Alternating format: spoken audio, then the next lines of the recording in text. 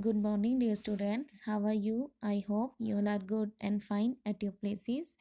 I am Himrita Vasist, your geography teacher. Today we will start next chapter of this book, chapter number 16. That name is Submarine Reliefs, जिसका मतलब महासागरीय नीतल. जैसा structures land forms हमारी अर्थ में होते हैं बेटा, mountains, plateaus, plain region, coastal region, similar situations है, similar जो लैंड फॉर्म्स हैं वो हमारे ओशन फ्लोर्स पे बनती है. ओशन जो फ्लोर्स होते हैं उनका जो बॉटम है वो बिल्कुल भी प्लेन नहीं होता, ये एक रफ सरफेस होता है. So in this chapter we study about all the land masses of this ocean floors. Let's start it. About 71% of the Earth's surface is covered by water. This vast expanse of water area is called hydrosphere. Earth is the only planet in the whole of the solar system which contains such a large quantity of water. Thus, many scholars call it watery planet. देखिए, हम सभी जानते हैं कि हमारी जो अर्थ है, अर्थ का 71% जो एरिया है is covered by water, and only totally 29% area is where human beings या फिर other living organisms are survived. So इस ह्यूज क्वांटिटी की वजह से हमारी जो अर्थ है बेटा उसको हम ब्लू एंड वाटली प्लैनेट कहते हैं. और thus many sea is the generally term used for any specific area of salt water, usually on the margins of the continents. The great mass of the salt water surroundings the land masses of the globe is known as ocean. अब देखो oceans क्या होते हैं. हमारे जो सी है, seas का sea is the generally term use for any specific area. कोई भी एक ऐसा एरिया स्पेसिफिक सा सॉल्ट वाटरली एरिया उसको हम सी कहते हैं. बट जब इन सीज का जो एरिया है बेटा वो इंक्रीज हो जाता है, इसमें जो वाटर है वो सॉल्टी जो वाटर है उसका जो मास है वो इंक्रीज हो जाता है. This seas are called the oceans. The ocean floor is not plain as was generally believed earlier. और जैसा कि पहले हम सोचते थे कि जो ओशंस है वो प्लेन होते हैं, उनकी जो तली होती है बिल्कुल स्पार्ट होती है, ऐसा बिल्कुल भी नहीं है. Floors of various oceans are rugged and complex with world's longest mountain ranges, deepest trenches and large plains. और ओशन फ्लोर्स के जो ओशन के जो फ्लोर है बेटा वो वेरियस अलग अलग जो ओशंस हैं कुछ रस्ड हैं, उबड़ खाबड़ हैं, complex with world's longest mountains. जैसे हमारी अर्थ पर माउंटेन्स मिलते हैं वैसे ही जो ओशन फ्लोर्स हैं वहाँ पर जो माउंटेन्स हैं वो मिलती हैं. एंड डीपेस्ट ट्रेंचेस, गहरी जो खाइयाँ हैं वो यहाँ पे देखने को मिलती हैं. एंड लार्जेस्ट प्लेन, और काफ़ी बड़े प्लेन जो रीजन्स हैं वो यहाँ पे मिलती है. ऐसा नहीं है कि ओशन का जो फ्लोर है वो प्लेन है. 4 processes are responsible for this great variety of on the ocean floor. The relief of the floor is largely due to the intricate tectonic, volcanic, erosional and depositional process. अब इसके लिए 4 main process है जिसकी वजह से हमारी जो अर्थ है, हमारे जो ओशियंस हैं, ओशन के जो फ्लोर्स हैं उस पर डिफरेंट डिफरेंट टाइप्स की जो लैंड फॉर्म्स हैं वो बनती हैं. सो फर्स्ट इज टेक्टोनिक, कि जो ओशियंस है बेटा उन वो भी प्लेटों के ही ऊपर टिके हुए हैं, जिसकी वजह से जब उन प्लेट्स में मूवमेंट होता है तो जब वो पास आती हैं, ठीक है, पास आने की वजह से एक प्लेट दूसरी प्लेट के नीचे आ जाती है. जब वो दूर जाती है तो उनमें एक गैप बन जाता है जिसकी वजह से जो ट्रेंचेस हैं, वैलीज हैं ओशन फ्लोर्स में वो बनती हैं. कभी जब वो एक दूसरे के पास से बिल्कुल फ्रिक्शन करती हुई जाती हैं तो उसकी वजह से उनमें एक मुड़ाव आ जाता है. ठीक है, इरोजनल होता है. ठीक है, यहाँ पर डिपोजिशन होता है, वेल्केनो इरप्शन होता है. जब प्लेटें दूर दूर जा रही होती है तो नीचे से जो लावा है उसको ऊपर आने का चांस मिल जाता है. और ये पूरी की पूरी एक्टिविटी जो होती है वो हमारे ओशियंस के अंदर ही हो जाती है, उसके फ्लोर्स पर ही हो जाती है. And the ocean floor can be divided following 4 major divisions. और इसी के अकॉर्डिंग इनको 4 बड़े भागों में डिवाइड किया गया है, जिसमें फर्स्ट है continental shelf, continental slope, continental rise and the abyssal plain. Continental shelf which region which surface region are covered by water, these are called the continental shelf. Okay, ये भाई यहाँ आप देख सकते हो, ये फिगर यहाँ पे दिखाया गया है कि कॉन्टिनेंटल शेल्फ को होते हैं, ये हमारा कोस्टली रीजन्स होता है जो कवर्ड होता है वाटर से, ठीक है, ओशियंस का सीज का जो वाटर उससे कवर्ड होता है। और यहाँ पर इसकी जो डीपेस्ट डेप्थ है वो ज़्यादा नहीं होती है, और यहाँ पे सन की रेज डायरेक्ट गिरती है, और साथ के साथ जो रिवर्स हैं अपने साथ बहुत सारा जो सेडिमेंट्स है वो लेके आती हैं, और जो मिट्टी अपने साथ लाती है वो यहाँ पर बीत जाती है, जिसकी वजह से यहाँ पे काफ़ी ज़्यादा जो नेचुरल वेजिटेशन है वो ग्रो होती है। ये सारे हम इस चैप्टर में पढ़ेंगे। And after that continental slope, जब हम ओशन में नीचे की तरफ जाते हैं तो इनकी जो डीपेस्ट है वो एकदम से बढ़ जाता है। This region is called the continental slope. And after that जो कॉन्टिनेंटल स्लोप में जो डिग्री थी बेटा डीपेस्ट की वो बहुत ही कम हो जाती है। लाइक जस्ट फॉर एग्जाम्पल, अगर यहाँ पर जो डिग्री है वो 10 to 15 है, तो यहाँ कॉन्टिनेंटल जो राइज है यहाँ पर जो डीपेस्ट पॉइंट की जो डिग्री है वो 1 and 2 डिग्री ही रह जाती है। सो ऐसा लगता है कि जैसे अब जो ये फ्लोर है वो उसकी जो डीपेस्ट वो बढ़ नहीं रही है, वो ऊपर की तरफ उठ रहा है। So this region is called the continental rise. Okay, and after that continental plains क्या होते हैं, जब ये राइज यहाँ पे दिखाया गया है, ये वाला जो रीजन है इसका जो एरिया है वो इंक्रीज हो जाता है। This region is called the abyssal plain that means नित्तल, ठीक है, नित्तल मैदान इनको बोला जाता है। तलैया जो होती है जहाँ से जो हमारे ओशियंस हैं उनका मेज़र किया जाता है कि जो ओशियन है एक्चुअल में वो कितना गहरा है। Clear? So let me started with the first point, continental shelf. Continental shelf is slightly inclined inverted zone which structurally forms the border of a continent. It is generally formed by the drawing of part of a continent with a relative rise in sea level or marine deposition beneath the water.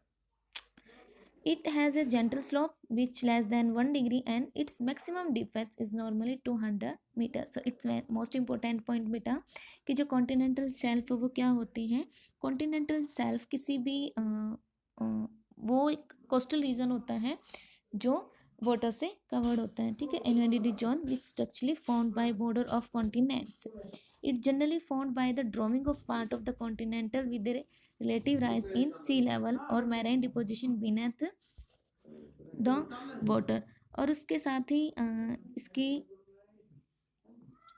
ये वो reason होते हैं जो she's में shrink होते रहते हैं, ठीक है, पानी के अंदर डूबे रहते हैं। और यहाँ पर जो स्लोप है वो है 1 डिग्री, और इनकी जो डिफेंस है वो नॉर्मली 200 मीटर्स तक रहती है। It's width varies with its slope, और इसकी जो चौड़ाई बेटा वो डिपेंड करते हैं इसकी स्लोप पे। That mean the continental shelf of steep slope is narrow while that of gentle slope is quite broad. Its average width is about 70 kilometre.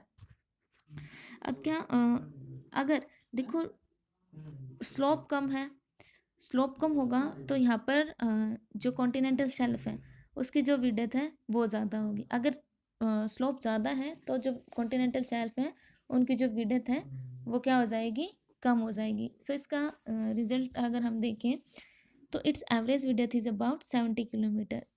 Totally इसकी जो औसत जो चौड़ाई है वो 70 किलोमीटर है। It is almost absent in the eastern Pacific, specially in south America. Along the eastern coast of the USA, it is 120 km wide. Its maximum width is of the Arctic coast, Siberia, where it is 1287 km wide. It covers about 7.5% of the total area of the world ocean. देखो इसकी जैसे इसकी average जो width है वो 75 kilometre होती है, और जो ये ओशियन है यूएसए, ठीक है, ईस्टर्न कोस्ट ऑफ यूएसए पे तो उसकी जो विड्थ है वो 120 किलोमीटर है, जबकि जो आर्कटिक कोस्ट है वहाँ साइबेरिया में इसकी जो विड्थ है वो 1287 किलोमीटर है। दैट मीन यहाँ पर अगर विड्थ ज़्यादा है तो जो सेल्फ है बेटा वो क्या होंगे, कम बनेंगे, ठीक है। And it covers about 7.5% of the total area of the world. अगर हम देखें तो ओशियंस में जो कॉन्टिनेंटल शेल्फ है वो वर्ल्ड का 7.5% जो रीजन है वो कवर करता है। क्लियर? द नेक्स्ट पॉइंट, यहाँ पर हम देखेंगे इम्पोर्टेंस ऑफ कॉन्टिनेंटल शेल्फ, ठीक है।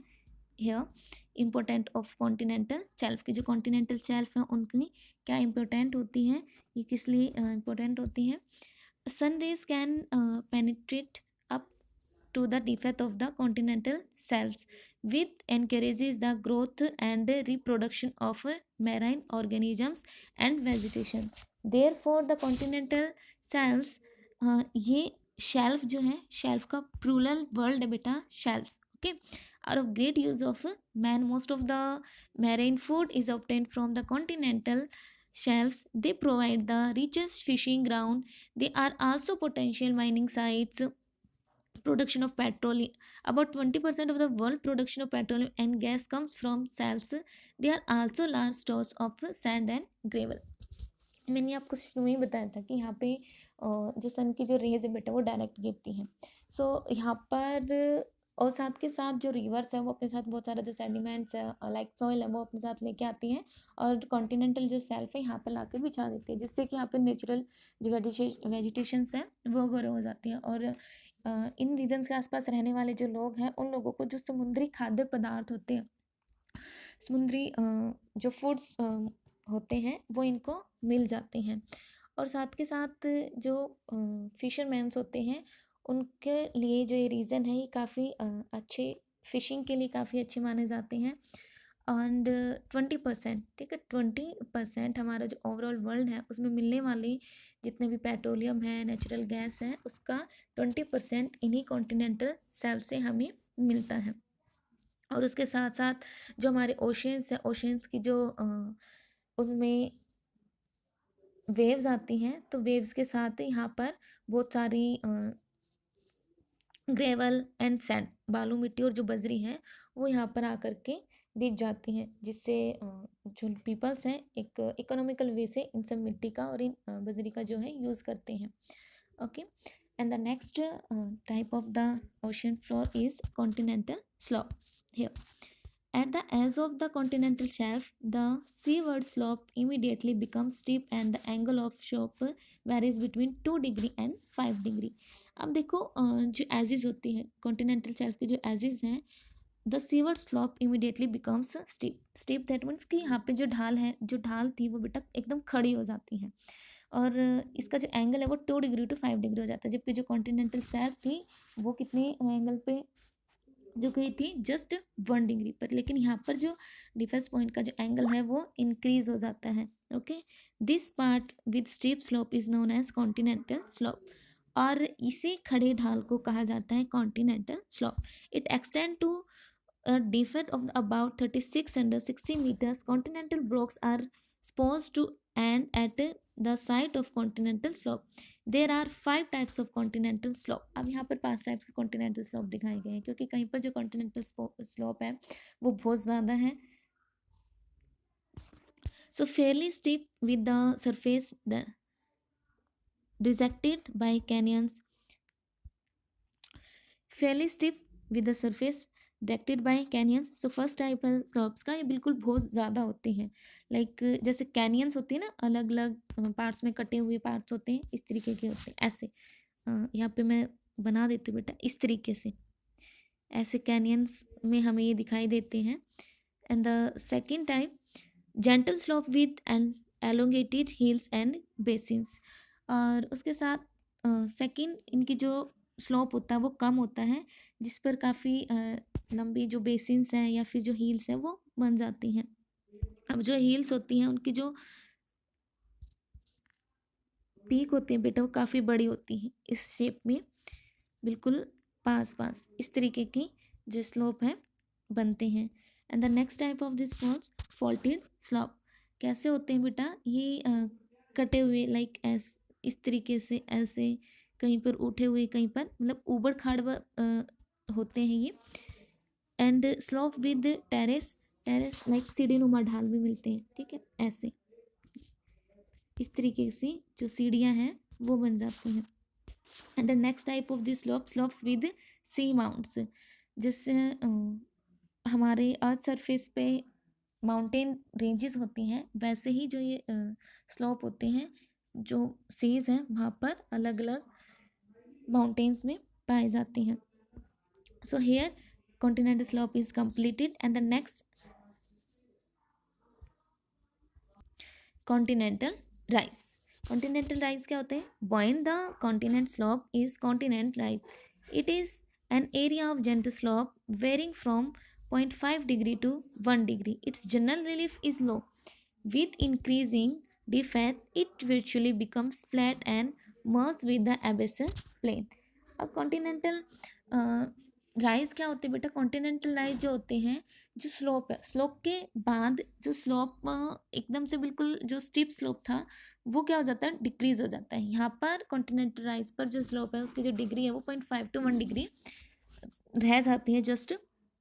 और ये ज़्यादा डीपेस्ट पॉइंट पर लगभग इक्वल हो जाते हैं. ठीक है, जिसकी वजह से जब इनका जो रीज़न है इन कॉन्टिनेंटल राइज का, जब रीजन इंक्रीज हो जाता है, this region is called the abyssal plain. So abyssal plain क्या होते हैं? Next type of submarine reliefs where the continental rise ends the deep sea plain known as abyssal plain. Continental rise बेटा जहाँ पर continental slope ख़त्म होते हैं और वहाँ पर जो स्लोप है वो स्लो हो जाता है, इसी रीजन को कहा जाता है कॉन्टिनेंटल एबेसल प्लेन. और ये काफ़ी ज़्यादा फैला हुआ होता है. ठीक है, काफ़ी बड़ा रीजन होता है. These are almost the flat areas with gradient less than 1 degree. Their depth varies from 3000 to 6000 metre. They are extensive areas covering about 40% of the ocean floor. और ओशन फ्लोर में जो एबेसल प्लेन है बेटा वो overall oceans में जितनी भी landform बनती हैं उसका 40% एरिया जो है वह एबेसल प्लेन ही कवर करते हैं. और जो एबेसल प्लेन है बेटा, इनकी जो डिफेंस है, इनकी जो गहराई है वो 3000 से 6000 मीटर तक होती है. Okay, here we study about the 4 types of continental reliefs. So आज की इस वीडियो में सिर्फ इतना ही. Next topic the sub parts of the continental landforms वो हम नेक्स्ट वीडियो में करेंगे. Bye, take care, stay home, be safe.